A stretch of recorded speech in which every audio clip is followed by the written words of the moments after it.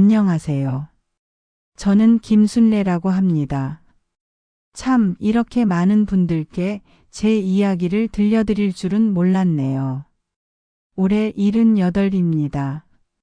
제가 오늘 이 자리에서 이야기를 하게 된 건 아직도 요양병원에 계신 많은 어르신들, 그리고 저처럼 자식들 때문에 고통받고 계신 분들에게 조금이나마 위로가 되었으면 해서입니다.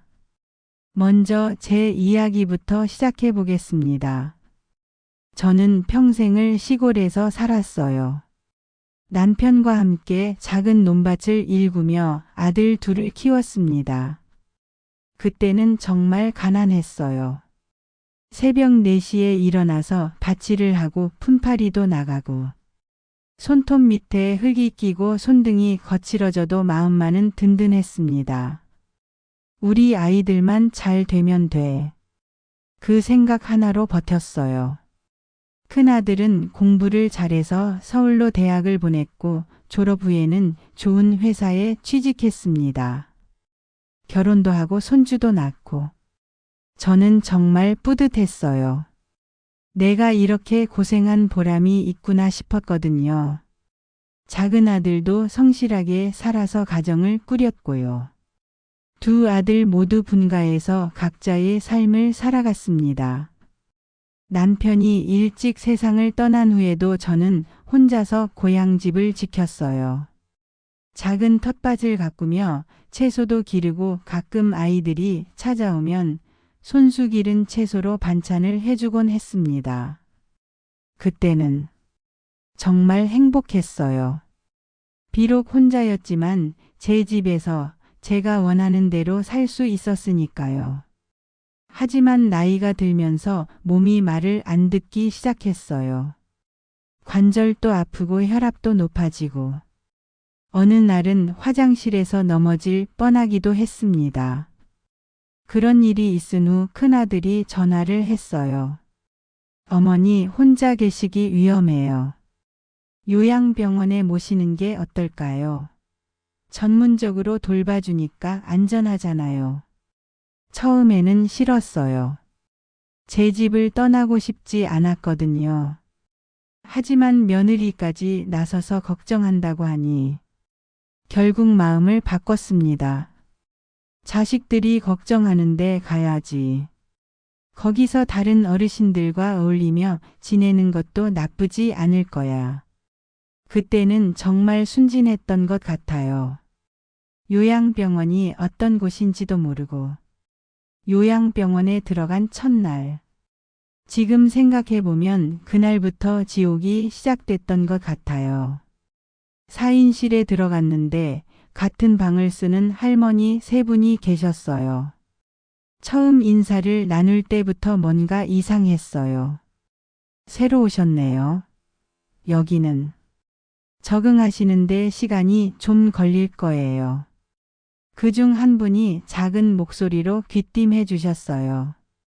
여기서는 함부로 불평하시면 안 돼요. 간병인들이 나중에 더 못되게 굴어요. 그때는 무슨 말인지 이해하지 못했어요. 그런데 며칠 지나니까 알게 되더라고요. 첫 번째 충격은 식사였어요. 아침에 나온 죽이 정말 말이 안 됐어요. 물에 쌀을 대충 넣고 끓인 것 같은 죽에 김치라고 주는 건 시큼하고 짜기만 했어요. 이게 사람이 먹을 음식인가 싶었죠. 옆 침대 할머니가 작은 목소리로 말씀하셨어요. 처음에는 다들 그래요. 그런데 어쩔 수 없어요. 여기서 나갈 수도 없고. 점심도 마찬가지였어요.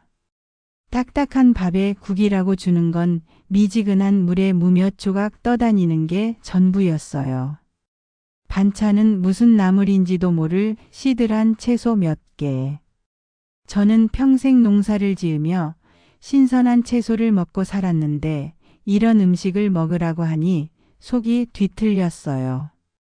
간병인님 음식이 좀. 할머니 불평하시면 안 돼요.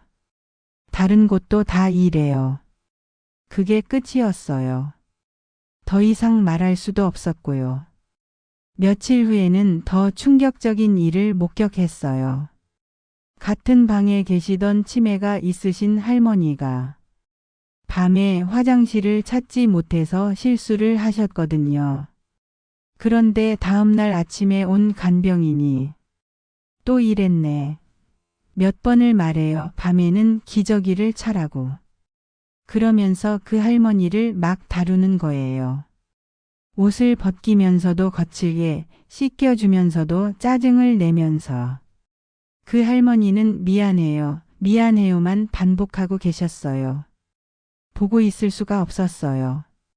좀 부드럽게 해주시면 안 될까요? 할머니가 일부러 그러신 게 아니잖아요. 그랬더니 그 간병인이 저를 째려보더라고요. 할머니도 나중에 저러실 거예요. 미리 각오하세요. 소름이 끼쳤어요. 이런 곳에서 제가 늙어가야 한다는 게. 그리고 그날 밤부터 제게도 보복이 시작됐어요. 약을 늦게 가져다 주고 식사도 제일 나중에 주고 별것 아닌 일로 트집을 잡기 시작했어요. 할머니 침대 정리 제대로 안 하셨네요. 할머니 화장실 다녀와서는 손 씻으셔야죠. 마치 제가 어린아이라도 되는 것처럼 말하는 거예요. 다른 할머니들도 마찬가지였어요. 누구 하나 간병인들에게 제대로 된 대접을 받는 사람이 없었어요. 모두 다 물건 취급을 받고 있었습니다. 요양병원에서의 생활이 정말 견디기 힘들었던 이유는 음식이나 간병인들의 태도만이 아니었어요. 가장 큰 고통은 가족들이 점점 멀어져 간다는 것이었습니다. 처음 한 달 동안은 큰아들이 일주일에 한 번씩 왔어요. 며느리도 가끔 손주들과 함께 찾아왔고요. 어머니 어떠세요? 여기 생활 괜찮으세요? 음식이 별로야. 그리고 간병인들이 그래도 전문적으로 돌봐주시니까 건강에는 좋으실 거예요. 제 말을 제대로 들어주지 않더라고요. 그저 형식적인 안부 인사만 하고 가는 거예요. 두 번째 달부터는 방문 횟수가 줄어들기 시작했어요. 일주일에 한 번이 2주일에 한 번이 되고 요즘 회사 일이 바빠서요. 아이들 학원 때문에 항상 핑계가 있었어요. 세 번째 달에는 한 달에 한 번 오면 다행이었어요. 와도 30분 정도 있다가 바로 가버리고 전화도 마찬가지였어요. 처음에는 이틀에 한 번씩 안부 전화가 왔는데 나중에는 일주일, 2주일씩 연락이 없을 때도 있었어요. 그럴 때마다 마음이 무너져 내렸어요. 내가 정말 버림받은 건가? 애들한테 이제 필요 없는 존재가 된 건가? 밤에 잠이 안 올 때면 온갖 생각이 다 들었어요. 젊었을 때 고생했던 기억들, 아이들을 위해 희생했던 일들. 그때 내가 왜 그렇게 살았을까? 내 인생은 뭐였을까? 같은 방 할머니들도 다들 비슷한 처지였어요. 우리 딸은 캐나다에 살아요. 1년에 한 번 와요. 우리 아들은 바쁘다고. 명절에도 안 와요. 나는 자식들이 아예 소식이 끊어졌어요. 서로 위로가 되기도 했지만 한편으로는 더 절망적이기도 했어요. 다들 똑같은 상황이구나 싶어서요. 그리고 네 번째 달. 정말 충격적인 일이 일어났어요. 작은 아들이 갑자기 찾아온 거예요. 오랜만이었는데 표정이 어둡더라고요. 어머니 말씀드릴 게 있어요. 무슨 일이니? 형이 어머니 집을 팔려고 해요. 순간 머리가 하얘졌어요. 뭐라고? 빈집으로 놔두면 관리도 어렵고 세금도 많이 나온다고. 그냥 파는 게 낫다고 해요. 그럼 나는? 내가 나중에 어디로 가? 어머니는 계속 여기 계시는 거죠. 형이 그렇게 말했어요. 그 순간 온몸에 힘이 빠졌어요. 제가 평생 살아온 집을 제 허락도 없이 팔아버린다고? 내 집인데 내 허락도 없이? 어머니 명의이긴 하지만 어머니가 직접 처리하시기는 어려우시잖아요. 왜 어려워? 내가 바보야? 그게 아니라 여기 계시면서 어떻게 부동산 일을 보세요. 그제야 깨달았어요. 이 사람들이 저를 여기 가둬둔 이유가 뭔지. 저를 요양병원에 보낸 건 제 안전을 위해서가 아니라 제가 재산을 함부로 처리하지 못하게 하려는 거였구나. 형은 왜 직접 와서 말하지 않고 너보고 전화라고 했니? 그게 형도 말하기 어려워하더라고요. 말하기 어려워한다고? 제 집을 팔아먹으면서 그날 밤은 정말 잠을 한숨도 못 잤어요. 분노와 절망이 교차했습니다. 작은 아들로부터 집을 팔겠다는 이야기를 들은 후 저는 퇴원을 결심했어요. 다음 날 아침 간병인에게 말했습니다. 퇴원하고 싶어요. 왜요? 갑자기? 집에 가서 살고 싶어요. 가족분들이 승인하셔야 해요. 왜 가족이 승인해야 해요? 제가 나가겠다는데. 규정이에요. 규정? 제가 언제부터 죄수가 됐나요? 큰아들에게 전화했어요. 나 퇴원할래. 어머니 갑자기 왜 그러세요? 내 집에서 살고 싶어. 어머니 혼자 생활하시기 어려우시잖아요. 거기 계시는 게 좋아요. 내 집 팔지 마. 잠깐 침묵이 흘렀어요. 어머니, 누가 그런 말씀을 드렸어요? 그게 중요해? 내 집인데 내가 팔지 말라고 하는데 왜 팔려고 해? 어머니, 빈집으로 놔두면 문제가 많아요. 관리도 어렵고. 그럼 내가 가서 살면 되잖아. 어머니가 혼자 사시기는. 내가 평생 그 집에서 살았어. 이제 와서 왜 못 살아? 결국 큰아들은 생각해보겠다고 하고 전화를 끊었어요.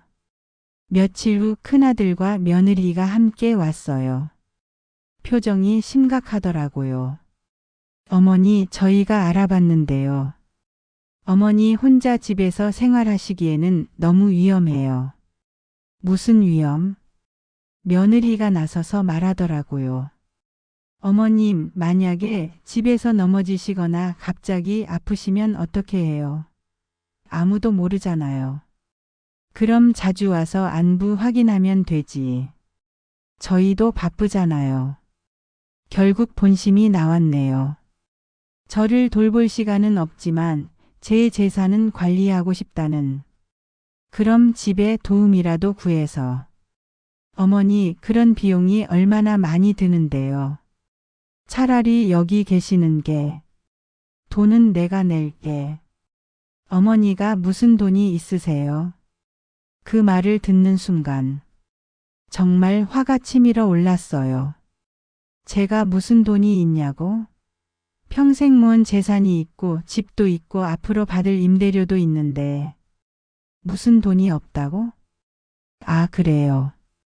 제가 여기 갇혀 있으니까 그 돈을 자기들이 다 관리하고 있으니까 제게는 돈이 없다고 생각하는 거구나. 어머니, 여기가 안전해요. 24시간 간병인들이 돌봐주시고. 안전하다고? 매일 부실한 음식 먹고 간병인들한테 함부로 당하는 게 안전하다고? 나는 집에 가고 싶어. 어머니, 고집 부리지 마세요. 저희도 다 어머니를 위해서 하는 일이에요. 저를 위해서? 정말 저를 위해서라면 왜 제 의견은 무시하는 건가요? 그날 이후로 제가 퇴원 이야기를 할 때마다 간병인들의 감시가 더 심해졌어요. 할머니, 어디 가세요? 화장실.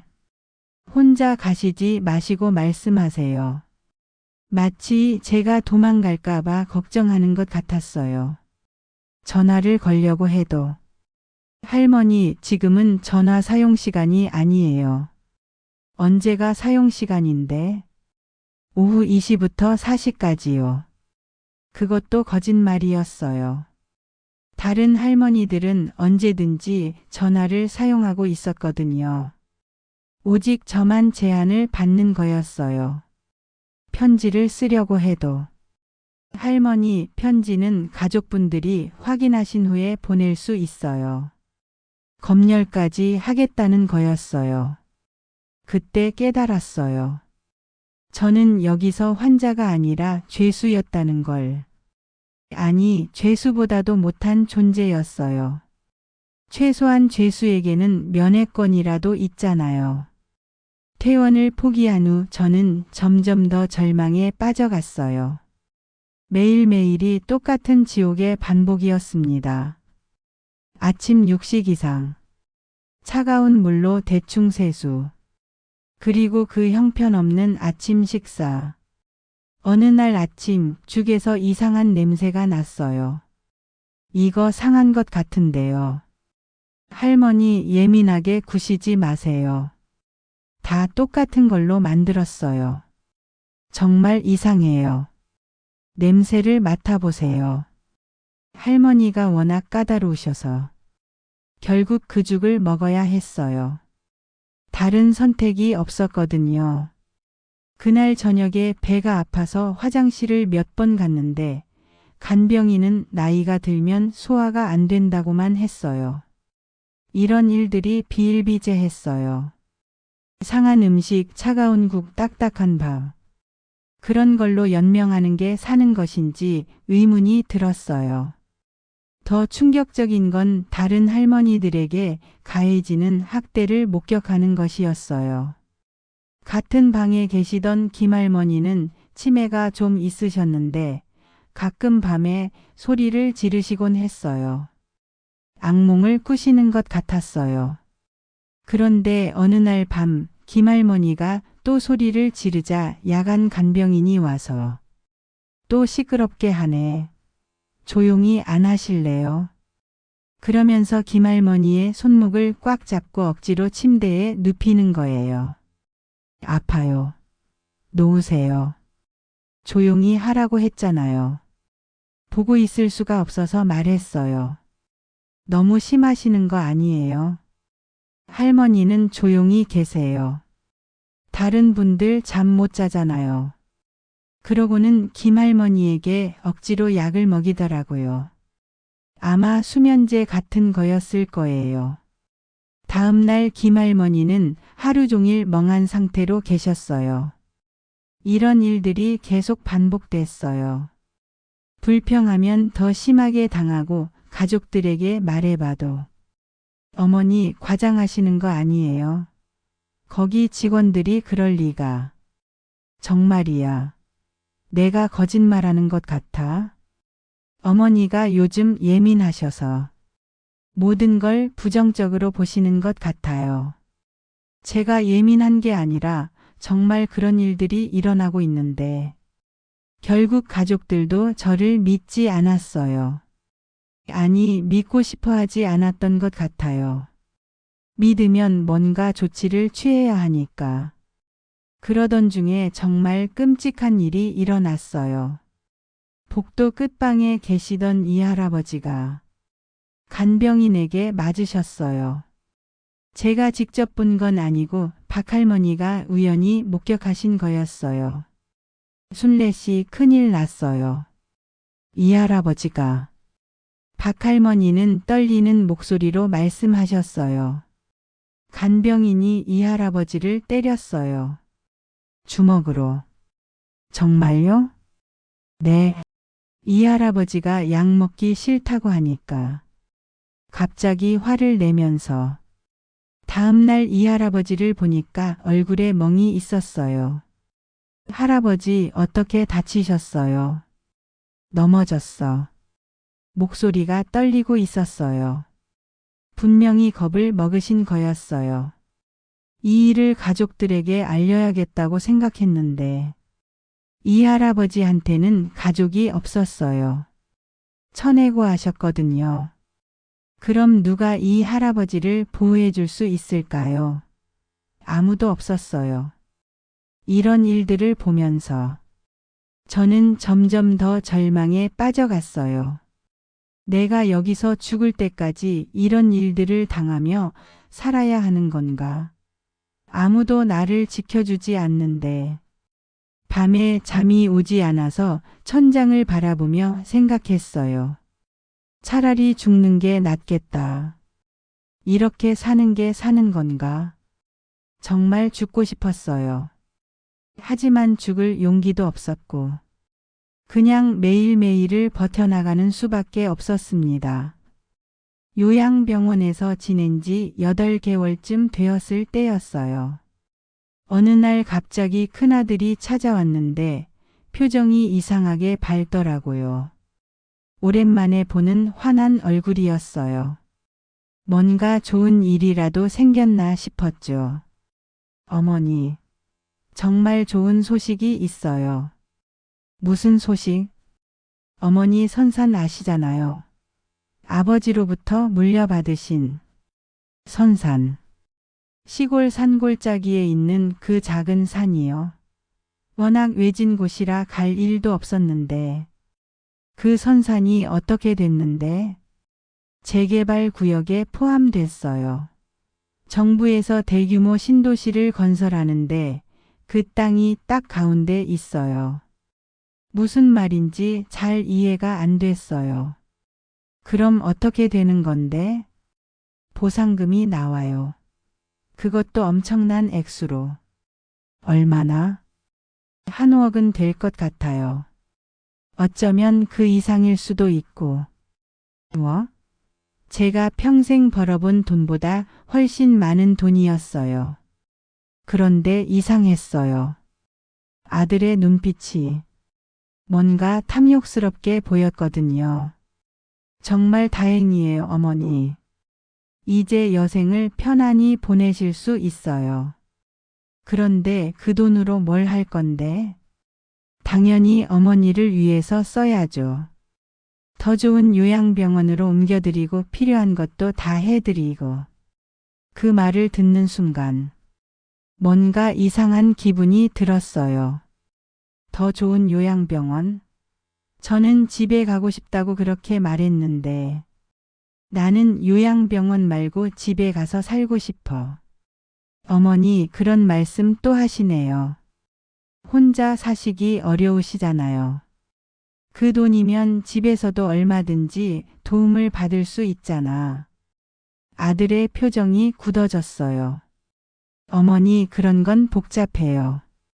차라리 전문시설에서. 복잡하기는 뭐가 복잡해?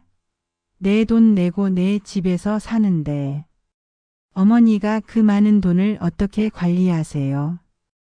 아, 그래요. 결국 그 이야기구나. 제가 그 돈을 직접 관리하는 걸 원하지 않는 거구나. 며칠 후에는 며느리까지 함께 왔어요.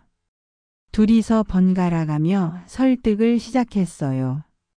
어머님, 저희가 정말 잘 관리해 드릴게요. 뭘 관리해?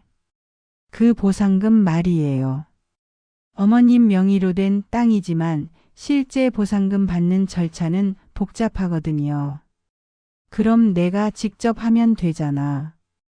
어머님이 어떻게 하세요? 여기 계시면서. 또 그 말이네요. 제가 여기 갇혀 있으니까 아무것도 할 수 없다는. 그럼 나 퇴원시켜줘. 내가 직접 처리할게. 아들과 며느리가 서로 눈빛을 주고받더니 어머니 그건 지금 상황에서는 어려워요. 왜?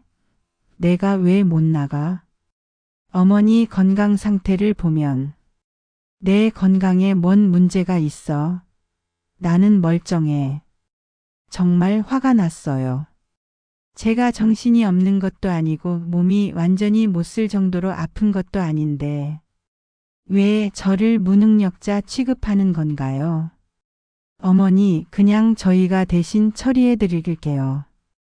어머니는 편하게 계시고. 편하게?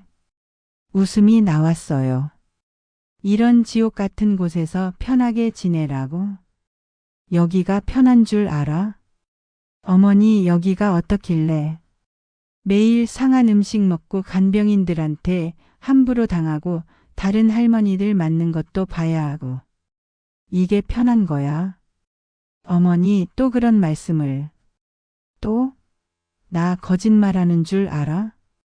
결국 그날도 아무것도 해결되지 않고 돌아갔어요. 그런데 그 다음 주부터는 더 심해졌어요. 아예 매주 와서 똑같은 이야기를 반복하기 시작한 거예요. 어머니, 서류만 사인해 주시면 돼요. 뭔 서류?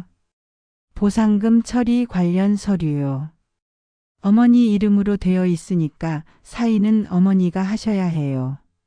사인하기 전에 내용을 보여줘. 어머니가 보셔도 이해하시기 어려울 거예요. 법적인 용어들이 많아서. 또 저를 바보 취급하네요. 나도 글은 읽을 줄 알아. 결국 서류를 보여주긴 했는데 정말 복잡하더라고요. 하지만 중요한 부분은 이해할 수 있었어요. 보상금을 제가 직접 받는 게 아니라 아들이 대리로 받아서 관리한다는 내용이었어요. 이게 뭐야? 내 돈을 내가 받아서 관리한다고? 어머니, 그게 더 편해요. 세금 처리도 해야 하고 투자도 해야 하고. 투자? 그냥 은행에 넣어두면 인플레이션 때문에 돈이 줄어들어요. 적절히 투자해야. 투자라는 말을 들으니 더 불안했어요. 내 돈 가지고 도박하려는 거야? 어머니, 도박이 아니라 투자예요. 나는 안 해. 내 돈은 내가 관리할래. 어머니, 여기 계시면서 어떻게 관리하세요? 결국 또 그 이야기네요. 제가 여기 갇혀 있으니까. 그날 밤 정말 잠이 안 왔어요. 온갖 생각이 머릿속을 맴돌았어요. 이 사람들이 나를 여기 가둬둔 이유가 혹시 처음부터 이런 계획이었던 건 아닐까? 생각해보니 이상한 점들이 많았어요. 제가 집에 혼자 살 때는 큰 문제 없이 지냈는데 갑자기 위험하다며 요양병원에 보냈고, 그리고는 제 집을 팔려고 했고, 이제는 큰 보상금까지 자기들이 관리하겠다고. 나를 이용하려는 거구나. 재산만 빼먹으려는 거야. 분노가 치밀어 올랐어요. 그날 이후로 저는 계획을 세우기 시작했어요. 더 이상 이런 식으로 당할 수는 없었거든요. 우선 외출 허가부터 받아야 했어요. 그런데 이게 정말 어려웠어요. 할머니, 어디 가시려고요? 병원에 가야 해요. 어디 아프세요? 개인적인 검사 좀 받아보려고요. 가족분들께 말씀드려야 해요. 왜 가족한테 말해야 해요? 제 몸인데. 규정이에요. 정말 화가 났지만 참았어요. 화를 내면 더 의심받을 테니까요. 며칠 후 다른 방법을 생각해냈어요. 목욕탕에 가고 싶어요. 목욕탕요? 여기 샤워실 말고 큰 목욕탕에서 제대로 씻고 싶어요. 그건 가족분 동의 없이도 될 것 같은데요. 드디어 외출 허가를 받았어요. 목욕탕에 간다고 하고는 바로 변호사 사무실로 향했어요. 인터넷 카페에서 알아본 변호사였어요. 나이 드신 분들의 재산 상속 문제를 많이 다룬다고 했어요. 어르신, 어떤 일로 오셨나요? 유언장을 쓰고 싶어요. 아, 그러세요. 어떻게 재산을 배분하고 싶으신지. 제 모든 재산을 사회에 기부하고 싶어요. 변호사가 놀란 표정을 지었어요. 가족분들에게는 아무것도 남기지 않으시고요. 네, 단 한 푼도요. 그럴 만한 특별한 이유라도. 저는 그동안 겪었던 모든 일들을 다 말씀드렸어요. 요양병원에 보내놓고 찾아오지도 않다가 재산 이야기가 나오니까 갑자기 관심을 보이는 것. 제 의견은 무시하고 재산만 관리하려는 것. 그리고 저를 여기서 나가지 못하게 막는 것까지. 변호사가 고개를 끄덕이더니 많이 상처받으셨겠어요. 요즘 이런 경우가 정말 많아요. 정말요? 네. 부모님을 요양시설에 모셔놓고 재산만 관리하려는 자식들. 안타깝게도 흔한 일이에요. 제가 혼자만 당하는 일이 아니었구나 싶어서. 한편으로는 안심이 되면서도 한편으로는 더 화가 났어요. 유언장 작성해 드릴 수 있습니다. 하지만 나중에 가족분들이 이의 제기할 수도 있어요. 상관없어요. 제 재산이니까 제가 원하는 대로 하겠어요. 그 자리에서 유언장을 작성했어요. 제 모든 재산을 사회복지단체와 자선기관에 기부한다는 내용으로요. 그리고 한 가지 더 추가했어요. 왜 이런 결정을 내렸는지 그 이유도 자세히 적었어요. 자식들이 나를 요양병원에 맡겨놓고 8개월 동안 제대로 찾아오지도 않았다. 그러다가 재산 이야기가 나오니까 갑자기 효도를 하겠다고 한다. 심지어 내가 퇴원해서 집에 가겠다고 해도 허락하지 않는다. 이런 자식들에게는 단 한 푼도 물려주고 싶지 않다. 변호사 사무실에서 나오는 길. 정말 오랜만에 속이 시원했어요. 요양병원으로 돌아와서도 마음이 편했어요. 앞으로 아들이 와서 보상금 이야기를 해도 이미 다 결정이 끝났으니까요. 예상대로 며칠 후 아들이 또 찾아왔어요. 어머니 서류 사인하러 가실까요? 안 해. 네? 왜요? 내 마음이 바뀌었어. 어머니, 그럼 그 많은 돈을 어떻게 하시려고요? 내가 알아서 할 일이야. 아들 얼굴이 싹 달라지더라고요. 어머니, 정신이 제대로 있으신 거예요. 뭐라고? 아니, 그렇게 큰 돈을 포기하시다니. 포기? 내가 언제 포기한다고 했어? 그럼 어떻게 하시려는데요?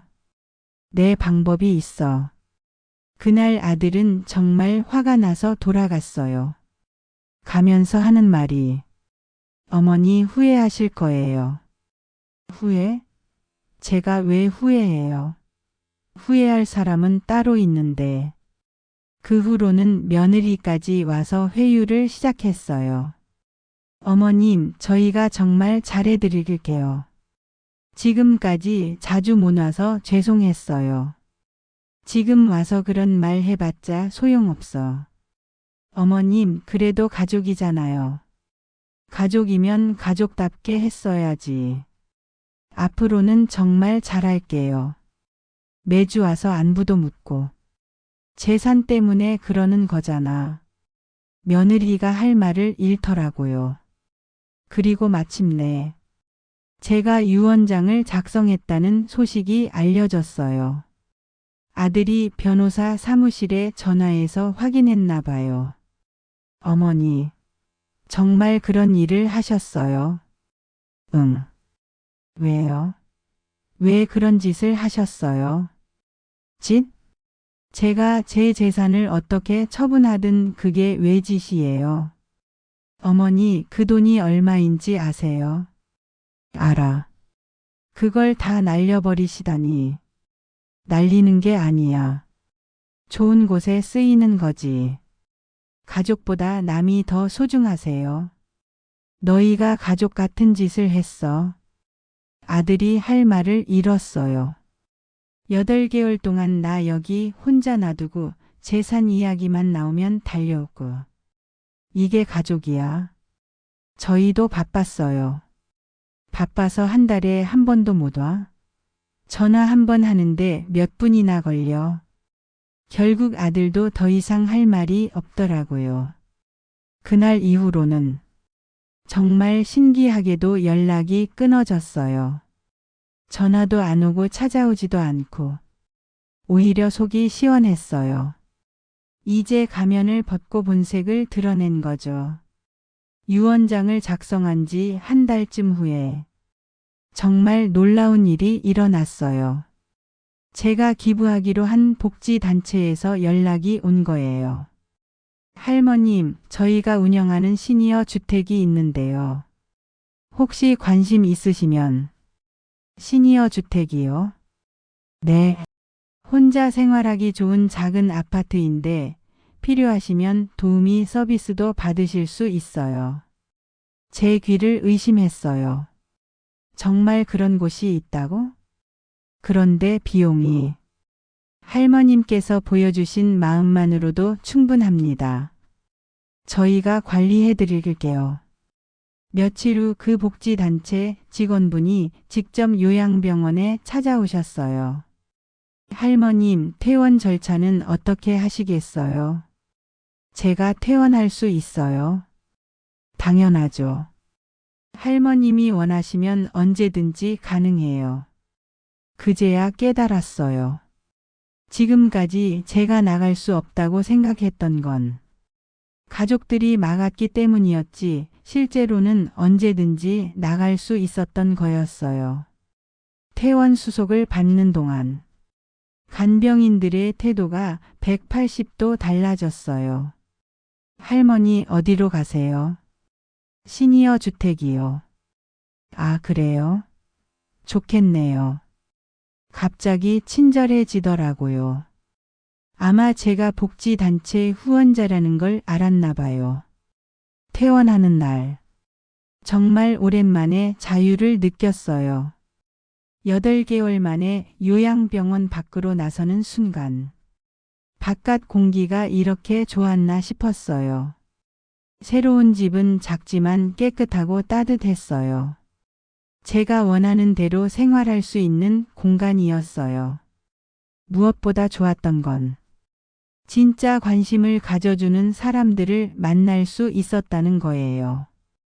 복지단체 직원들은 일주일에 2번씩 안부를 물어보러 오셨고 필요한 게 있으면 언제든지 도와주셨어요. 할머님 요즘 어떠세요? 불편한 건 없으시고요? 응, 참 좋아. 이렇게 관심 가져줘서 고마워. 할머님이 저희에게 큰 도움이 되어주셨는데 저희가 더 감사하죠.